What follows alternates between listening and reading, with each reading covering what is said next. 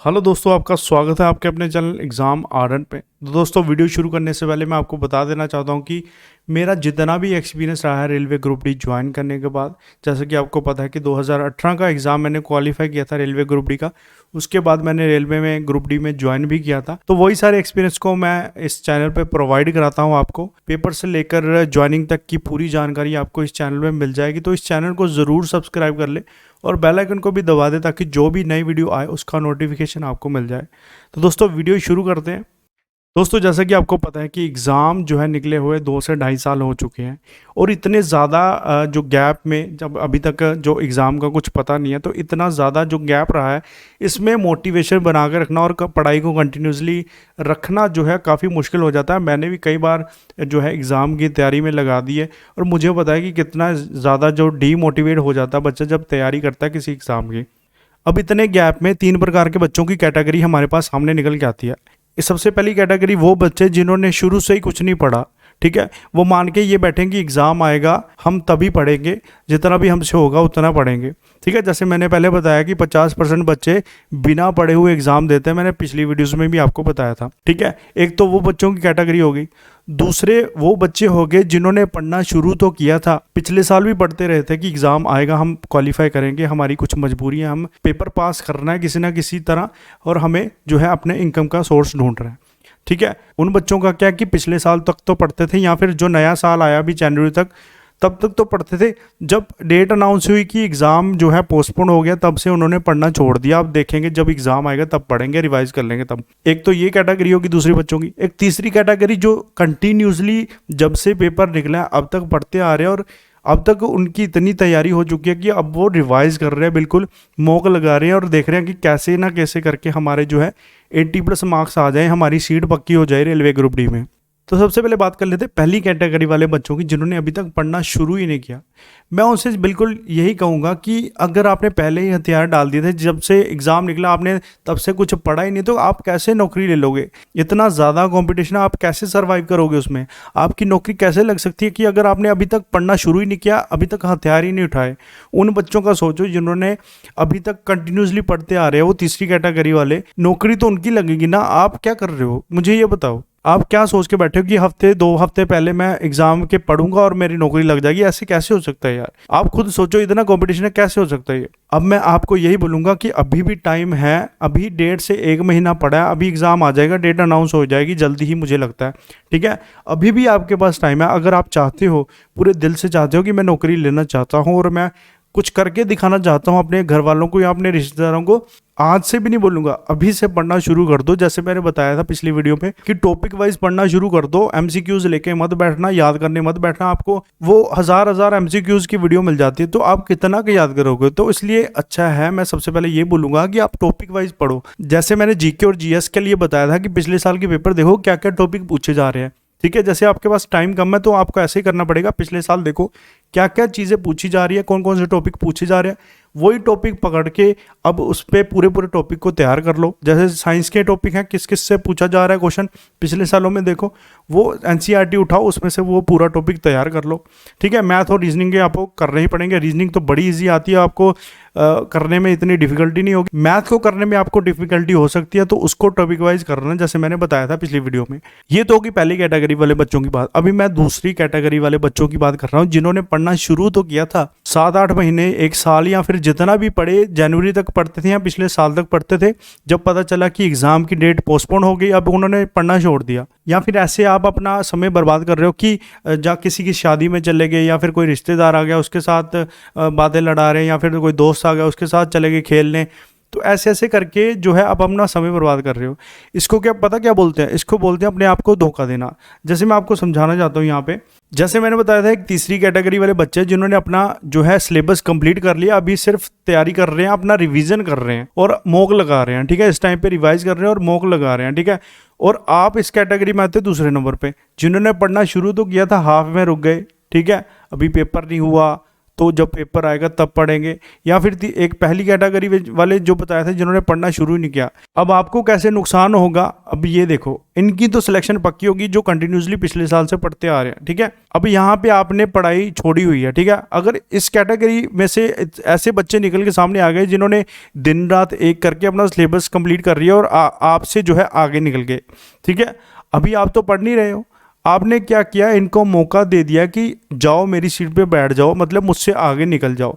और निकल भी सकते हैं अगर इन्होंने इतनी अच्छे से तैयारी कर ली, जिन्होंने अभी तक पढ़ना शुरू नहीं किया, अगर इन्होंने अच्छे से तैयारी कर ली, general science, math, GK, reasoning की इतनी अच्छे से प्रैक्टिस कर ली, आपसे आगे निकल जाएंगे, मैं सच में बता रहा हूँ आपको, ठीक है। और आपने जो कॉन्सेप्ट सीखे थे ना, ये इस टाइम पीरियड में जितने भी कॉन्सेप्ट सीखे थे वो सारे के सारे आपके फेल हो जाएंगे। जब आपको अगर इतना बड़ा गैप करके फिर से पढ़ना पड़ेगा तो ये भी आपको चीज़ें भूल चुकी होंगी, तो आपको ये भी सारी चीज़ें फिर से दोबारा करनी पड़ेंगी।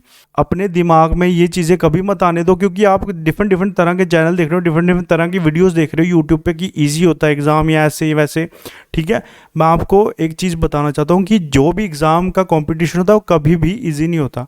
अगर आप पढ़ के नहीं जाते हो तो आप नहीं क्वालिफाई कर पाओगे, आपको सीट नहीं मिलेगी, चाहे लाख वैकेंसी है ना तो भी आपको नहीं मिलेगी अगर आप पढ़ के नहीं जा रहे हो। तो मैं ये चीज़ आपको साफ कर देना चाहता हूँ, जो ये वहम में बैठे हुए हैं कि मैं नहीं पढ़ूंगा, 1-2 दिन पढ़ के मैं सीट निकाल लूंगा, तो वो आपकी गलतफहमी, आप नहीं कर सकते। आपके लिए मैं यही कहूँगा कि आपने जो पिछला पढ़ा था, जब आपने छोड़ा था, उसको रिवाइज करके जो आपका रह गया था उसको कंटिन्यू करना शुरू कर दे, टॉपिक वाइज पढ़ना शुरू कर दे। अभी भी आपके पास इतना टाइम है कि आप सारा पढ़ के एक बार रिवाइज करके और मॉक लगाना शुरू कर सकते हो। अब कई बच्चे बोलेंगे कि हमारा मोटिवेशन डाउन हो चुका है, तो कब से एग्जाम निकला हुआ, अभी तक कैसे तैयारी करते रहे, या एग्जाम पता नहीं कब आएगा, इतना टाइम से पेपर निकला हुआ और अभी तक नहीं हुआ। तो मुझे पता है यार, डिमोटिवेट हो जाता बच्चा कि अगर इतना सारा गैप हो जाए एग्जाम आने में। तो मैं उसके लिए आप सभी बच्चों से यही बोलूँगा कि जो मैंने पहले ही बोला था कि एक पॉइंट लेकर चलो कि आपको क्या चीज़ मोटिवेट करती है, आप क्यों करना चाहते हो नौकरी, किसके लिए करना चाहते हो। एक तरह का जुनून अपने दिमाग में बना के रखो कि मैं नौकरी क्यों लेना चाहता हूं, या फिर ऐसा एहसास करो कि अगर मैं नौकरी लेकर आ गया तो क्या क्या चीज़ें जो है चेंज हो जाएंगी, लोगों का नज़रिया मेरे प्रति क्या रहेगा। इतनी रिस्पेक्ट जो एक गवर्नमेंट एम्प्लॉय को मिलती है और किसी को नहीं मिलती, मैं आपको सीधा बताना चाहता हूँ। इसके अलावा आप अपने दिमाग में एक पॉइंट रखो कि आप क्यों करना चाहते हो नौकरी। आप अपने घर वालों के लिए करना चाहते हो, किसी को दिखाना चाहते हो कि मैं कितना काबिल हूँ,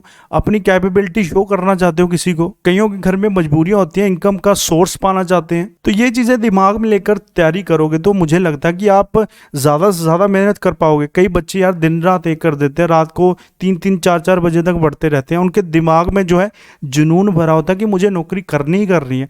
अगर आपके दिमाग में ऐसा जुनून है तो आपको मिलेगी ही मिलेगी, क्योंकि आपके पास गोल्डन अपॉर्चुनिटी है। 1 लाख से ज़्यादा वैकेंसी कम नहीं होती, काफ़ी ज़्यादा होती है ये वैकेंसी। एक और बात मैं आपको करना चाहता हूँ कि जैसे कि आपको पता है कि 2018 में रेलवे ग्रुप डी का एग्जाम निकला, लोको पायलट या फिर एनटीपीसी के एग्जाम भी निकले और ग्रुप डी का एग्जाम भी निकला। अभी 2019 में भी एग्जाम निकला, तो आपको क्या लगता है फिर से वैकेंसी आ सकती है? तो जिन्होंने तो एग्जाम भरा हुआ है तो उनके लिए तो गोल्डन अपॉर्चुनिटी है। जिन्होंने नहीं भरा वो पूछते हैं कि एग्जाम फिर से कब निकलेगा। आप, मुझे लगता है कि अगले 4-5 साल में ये रेलवे ग्रुप डी की जितनी अब भर्ती आ रही है तो नहीं निकलेगी, उन्होंने सारी वैकेंसी फिल करनी है। पहले भी इतनी ही आई थी 62,000 के आसपास, ठीक है, अभी 1 लाख से ज़्यादा वैकेंसी निकाल दी। आपको क्या लगता है फिर से वैकेंसी निकालेंगे? तो आपके पास यही मौका है, मैं आपको यही बोलूँगा, आपके पास एक गोल्डन अपॉर्चुनिटी, अगर आपने ये क्रैक कर ली तो आप जो है, आपका जीवन जो है चेंज हो सकता है, आपकी लाइफ चेंज हो सकती है। अब देखो, अब कई बच्चे बोलेंगे कि सर इतना टाइम हो चुका है एग्ज़ाम निकले हुए, या फिर इतना कम टाइम बच गया हमारे एग्ज़ाम में, अभी आने ही वाला एग्ज़ाम, जैसे डेट अनाउंस हो जाएगी तो हम कैसे तैयारी करें अपने इतने कम टाइम में। मैं उनको अभी भी ये बोलना चाहता हूँ कि आप अभी भी अगर अपनी तैयारी शुरू करते हो पूरे जुनून के साथ, पूरे दिल के साथ, तो अभी भी आप अपना एग्ज़ाम क्रैक कर सकते हो। अगर आपने अच्छे से रिवाइज किया और अच्छे से मॉक लगाकर तैयारी की अपनी, तो मुझे लगता है कि जैसे जनरल साइंस में 25 मार्क्स के क्वेश्चन आएंगे तो आप जनरल साइंस में 15 मार्क्स नहीं ले सकते, ठीक है। मान लो आपने सीधे सीधे 10 क्वेश्चन छोड़ दिए, आपको नहीं आते थे, आपने 10 क्वेश्चन छोड़ दिए, तो आप 15 मार्क्स का क्वेश्चन जो है करके आ गए। जैसा कि आपको पता है मैथ्स बच्चों का कमज़ोर होता है, ठीक है। मान लो इसमें से आपने 25 में से 13 ही क्वेश्चन किए, ठीक है, बाकी आपने छोड़ दिए, मान के चल रहे हैं, ठीक है। इसके बाद जीके करंट अफेयर की बात करें, जीके तो आपका फेवरेट है ना, लोशन पकड़ के बैठे रहते हो और यूट्यूब पर भी वीडियोज़ देखते रहते हो, MCQs हज़ार MCQs कर रखे हैं आपने, ठीक है। तो इसमें हम मान के चल रहे हैं कि हमने 12 क्वेश्चन अटैम्प्ट कर लिए, इसमें 8 क्वेश्चन हमें करंट अफेयर के नहीं आते थे, हमने छोड़ दिए, ठीक है, मान के चल सकते हैं। इसके बाद जो है रीजनिंग, आपको जैसे पता है रीजनिंग बच्चों का सबसे फेवरेट सब्जेक्ट है इस रेलवे ग्रुप डी में, क्योंकि रेलवे ग्रुप डी में रीजनिंग जो आती है सबसे इजी आती है। बच्चे तो कहते हैं कि हम 28 जो है अटैम्प्ट करके आ जाएंगे, 25+ तो हमारे मार्क्स आएंगे। दोस्तों ये चीज़ें मैं आपको ऐसे समझाना चाहता हूँ, जैसे कई बार इतने इजी प्रश्न आ जाते हैं। जैसे अगर मान के चलें कि अगर आपको ऐसा डायग्राम दिया, मैं एक क्वेश्चन के माध्यम से आपको बताना चाहता हूँ। जैसे आपको मान लो एक डायग्राम दिया, उसमें से पूछा कि इसकी जो है मिरर इमेज बताओ कि क्या हो सकती है। तो आपको सीधा सीधा पता है कि जो भी चीज़ें जो है शीशे में दिखाई देती है उनकी जो परछाई होती है वो उल्टी होती है। तो आपको पता है कि इसकी इमेज कैसी बनेगी, इसके उलट बनेगी, ठीक है, उल्टी बनेगी। तो ऐसे क्वेश्चन नहीं कर पाओगे क्या आप। इसमें कई बार इतने इजी प्रश्न आते हैं कि हम डायरेक्टली उसको आंसर कर सकते हैं, ठीक है। तो इस हिसाब से कह सकते हैं ऐसे और भी कई प्रश्न होते हैं जिसको हम डायरेक्टली देख के आंसर लगा सकते हैं, ठीक है। तो इसलिए बच्चे कहते हैं कि ये ईजी है, हम इसमें 25+ स्कोर कर सकते हैं। फिर भी मैं मान के चल रहा हूँ कि आपको नहीं आती रीजनिंग और आपने 10 क्वेश्चन छोड़ दिए और 20 ही अटैम्प्ट किए। अब देखो, मैंने सबसे कम प्रोबेबिलिटी लेकर चल रहा हूँ कि आपको जो है बिल्कुल कम आता है और आप कम क्वेश्चन करके आ रहे हो, ठीक है। आपने जनरल साइंस में 15 क्वेश्चन किए, मैथ्स में 13 क्वेश्चन किए, और जनरल अवेयरनेस और करंट अफेयर में 12 क्वेश्चन किए, और रीजनिंग में 20 क्वेश्चन किए, ठीक है। अब टोटल करते हैं आपका कितना हो गया, ठीक है। ये 13 और 12 25 हो गए, 25 और 15 कितने हो गए, 30 और 40 हो गए, ठीक है। 40 और 20 कितने हो गए, 60। आपने 60 अटैम्प्ट कर लिए, ठीक है। सबसे कम प्रोबेबिलिटी लेकर चला हूँ और आपने 60 क्वेश्चन अटैम्प्ट कर लिए। अब मैंने पिछली बार जितनी कट ऑफ बताई थी, आपको ये बताया था कि कट ऑफ किसके बीच में रहती है, 55 से लेकर 70 के बीच में, ठीक है। वो डिफरेंट डिवीज़न की बात की थी मैंने। ज़्यादातर जो कट ऑफ रही थी 65 और 60 के आसपास रही थी, ठीक है। ये तो आपके रॉ मार्क्स आ रहे हैं 60।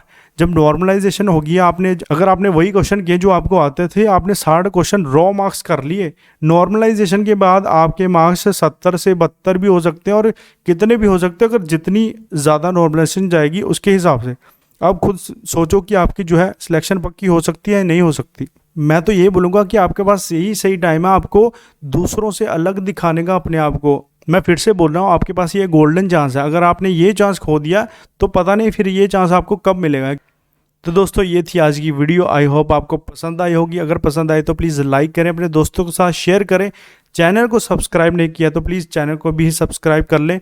रेलवे ग्रुप डी से जुड़ी और भी वीडियोस पड़ी हुई हैं हमारे चैनल पे, उसको भी जाके ज़रूर देखें। इसके अलावा हमारा टेलीग्राम चैनल जो है ज्वाइन कर सकते हो, उसमें आपको PDF मटेरियल मिल जाता है जो भी हम प्रोवाइड कराते हैं टेलीग्राम पे। दोस्तों आपका कोई भी प्रश्न है, कोई भी डाउट है, नीचे कमेंट बॉक्स में लिखकर आप मुझसे पूछ सकते हो। हर एक कमेंट का मैं रिप्लाई ज़रूर करता हूँ। जो भी आपकी क्वेरी है नीचे ज़रूर लिखा करें प्लीज़। अगर मैंने कोई चीज़ गलत बोली है तो मुझे माफ़ कर देना यार, मुझे एक्सपीरियंस है इन सारी चीज़ों का। जब हम तैयारी कर रहे हैं तो एज ए बिग ब्रदर आपको बड़े भाई की तरह ये सारी चीज़ें समझा रहा हूँ कि अभी भी आपके पास समय है, आप कुछ कर सकते हो, ठीक है।